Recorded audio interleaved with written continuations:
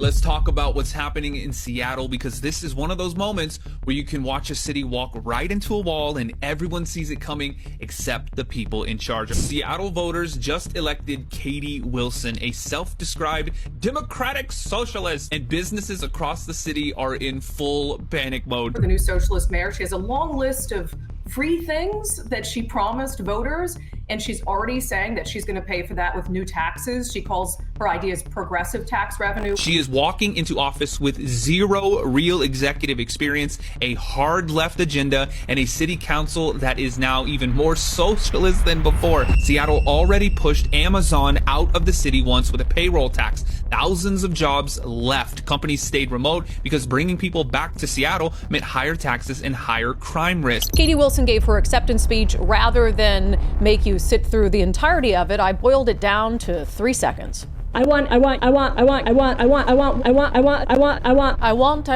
She wants all measure of free things. And so when you want that many things, how are you going to pay for it? This is Seattle Socialist Mayor Katie Wilson, and she came in with one mission: raise taxes, raise them fast, and raise them hard. And obviously the biggest clue of all this is the people that she picked to help her with her administration. And one of the first names that had been added to the transition team was a person by the name of Tiffany McCoy, the same activist that pushed a giant new payroll tax on the high earners, bragged about not tying it to inflation, and literally said that, hey, listen, if you made $1 million, this is excessive compensation and it should be taken away. I'm not joking. In this video, we're going to talk about how Seattle is probably going to be destroyed based on what Katie Wilson wants, why she picked a person like Tiffany, and how this team up is going to probably destroy Seattle's economy.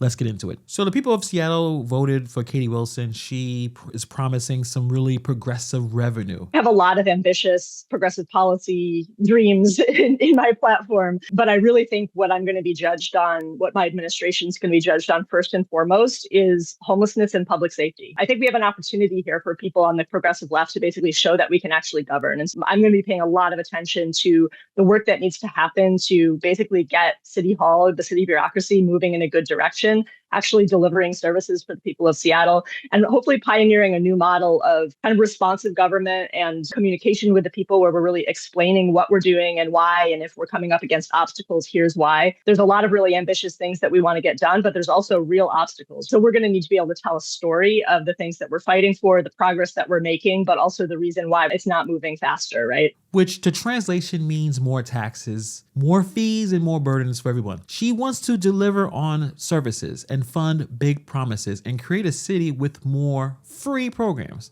But there's nothing that's actually ever free. The only way that she can do that is taking money from somewhere. So she needs a tax architect, someone who has proved that they can push a new tax through Seattle voters. And that person is Tiffany McCoy. So there's a Tiffany McCoy. She's the executive director of the House Our Neighbors, and she's now part of Katie Wilson's transition team. So they were talking about this, the drafting of 1A, it was known as 1A, taxing employers who pay their employees in excess of $1 million.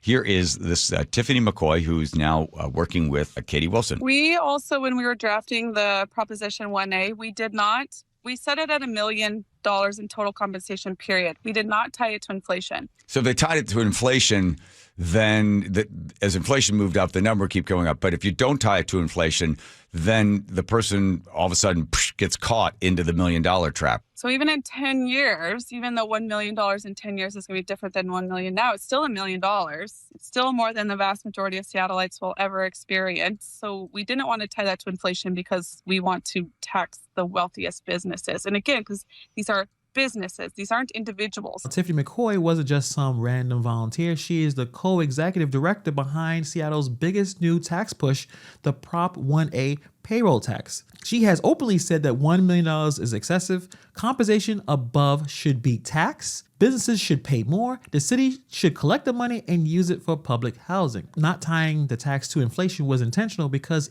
it would capture more people every year. And this is where her talking point about excessive compensation just becomes really, really dangerous. If you argue someone makes too much money and doesn't deserve their pay, then anyone that creates any kind of massive value for a company becomes a target. It says the message, if you work hard, grow a business, or are talented enough to earn high compensation, you are not worthy of it. That mindset punishes success instead of encouraging it and risks pushing out the very people who drive the jobs, innovation, and tax revenue. We will need to pursue new progressive revenue in order to fund our priorities and make sure that we're delivering services to the people of Seattle.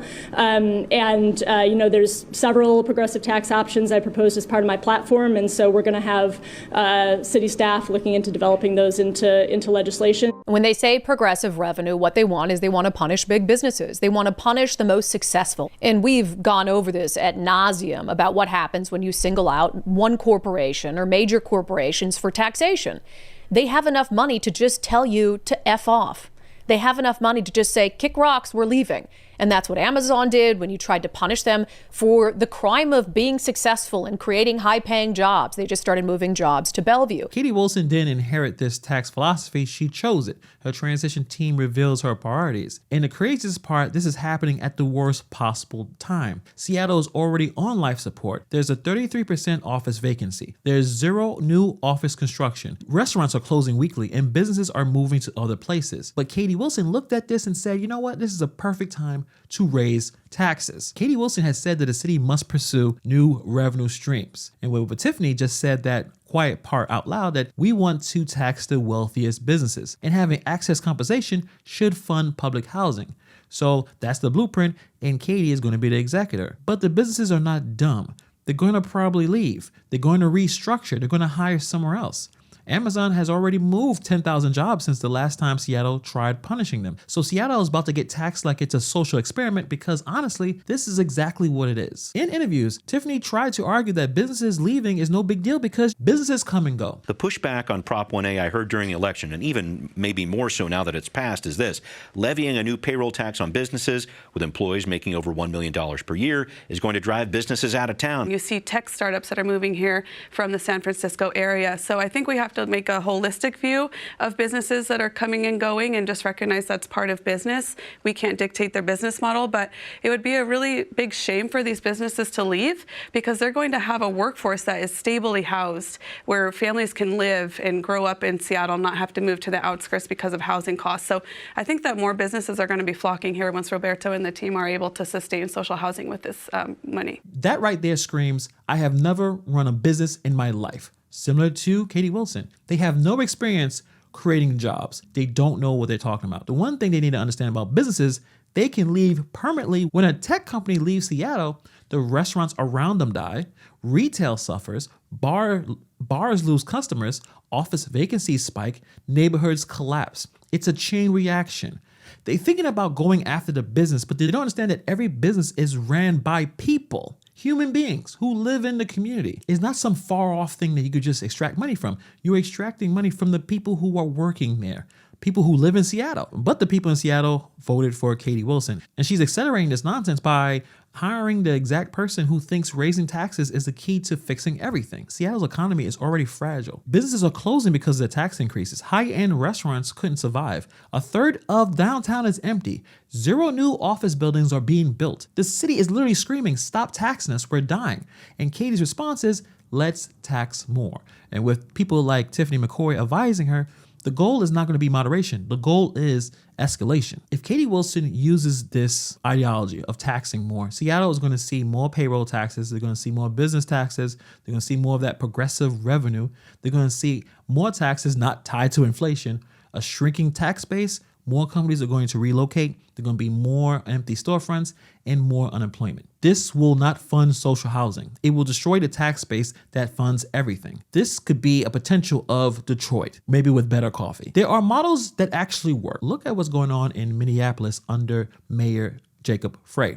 Now, you can say about the other stuff that's going on there, but one thing that he did not necessarily punish high earners or chase away employers, he focused on growing the tax base by making the city attractive to businesses, streamlining development, improving downtown safety, and encouraging private investment.